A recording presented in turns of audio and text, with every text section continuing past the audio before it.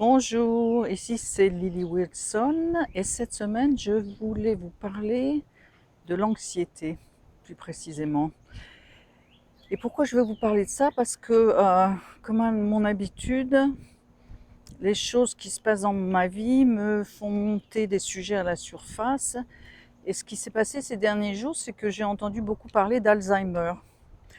Or, il se trouve que Alzheimer est dans ma famille. Je mélange le français et l'anglais. Et dans ma famille, depuis un bon moment, mon arrière-grand-mère a eu Alzheimer, mon grand-père a eu Alzheimer et surtout ma mère a eu Alzheimer pendant 12 ans. Donc, je fais un peu attention à ça quand j'en entends parler. Euh, il y a des nouvelles choses qui se passent au sujet d'Alzheimer, mais ce n'était pas tellement la question d'Alzheimer dont je voulais vous parler, c'était qu'est-ce que ça crée chez les gens qui sont autour, même chez la personne aussi, bien sûr. Mais bon, ce que ça crée, c'est énormément d'anxiété.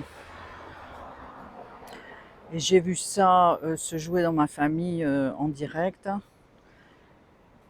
En particulier avec mon frère qui un jour, on s'occupait de mes parents tous les deux parce que mon père était handicapé aussi. Et, euh, et mon frère a fait une crise de panique. Et moi, j'avais jamais vu ça. Et bon, alors là, c'est l'anxiété poussée au maximum, hein. Bon, je suis pas médecin, ni psychologue, ni quoi que ce soit, donc bon, je sais pas où est la limite entre l'anxiété et la crise de panique. En tout cas, bon, je l'ai aidé.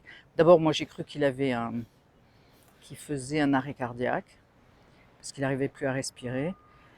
Donc, je l'ai aidé à redescendre, à respirer, et puis en réalisant que bon, c'est pas une histoire cardiaque, c'était une histoire qui était liée avec ce qui se passait dans la maison, qui était que ma mère allait pas bien du tout, mais mon père, moins elle allait bien, plus il se mettait en colère. Donc bon, ça crée de l'anxiété pour tout le monde, plus que dans l'anxiété dans le cas de mon frère. Mais bon, c'est pas tellement cette question-là. C'est ce que je voulais vous dire, c'est que bon, moi j'allais bien qu'habitant aux États-Unis, j'allais au moins une fois par an en France pour m'occuper de mes parents.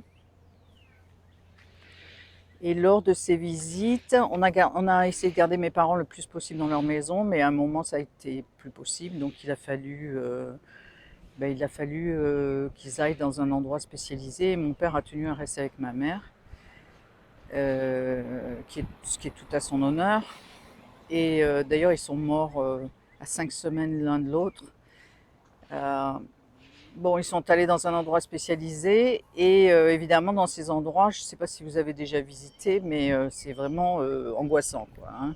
L'odeur, ce qui se passe, les gens qui sont là, c'est super, super angoissant. C'est créateur d'anxiété terrible. Donc, quand j'allais là-bas, avant de taper à la porte de leur chambre, avant de rentrer dans leur chambre, avant même de rentrer dans cet endroit, mais je le faisais au moins 2 fois avant de rentrer dans leur chambre, j'utilisais une technique qui s'appelle en anglais EFT, Emotional Freedom Technique, la technique de libération émotionnelle.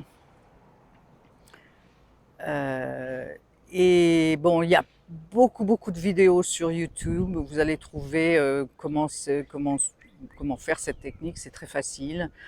Vous n'avez même pas besoin d'avoir quelqu'un, un thérapeute pour vous montrer.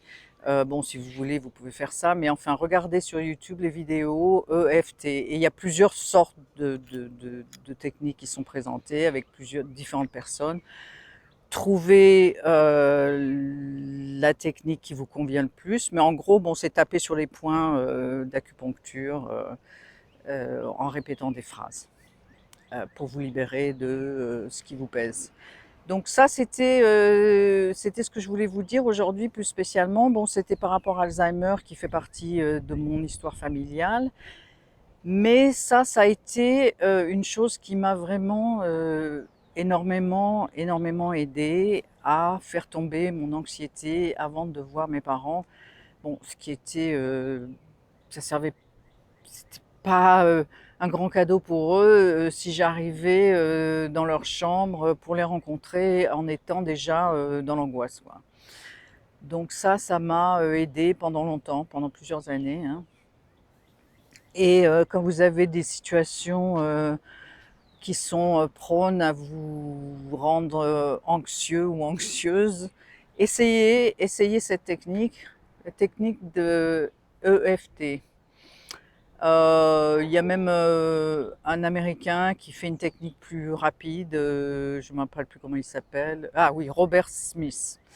J'ai essayé aussi la sienne. Bon, c'est pas vraiment important de qui vous prenez cette technique, du moment que ça marche pour vous. Donc voilà, c'était cela dont je voulais vous parler aujourd'hui. L'anxiété, on en parlera plus tard, à un autre moment, parce qu'il y a d'autres choses aussi. Si vous êtes manuel, par exemple, moi, je suis très manuel, donc j'utilise la terre aussi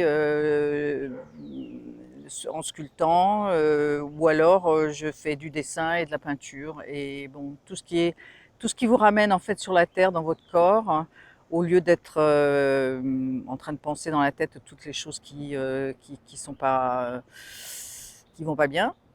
Et puis en ce moment, je peux dire que on pourrait être en train de penser à beaucoup de choses qui vont pas bien. Donc voilà. Donc je vous recommande d'essayer cette technique. Ça a marché pour moi, ça m'a vraiment sauvé la mise plein de fois.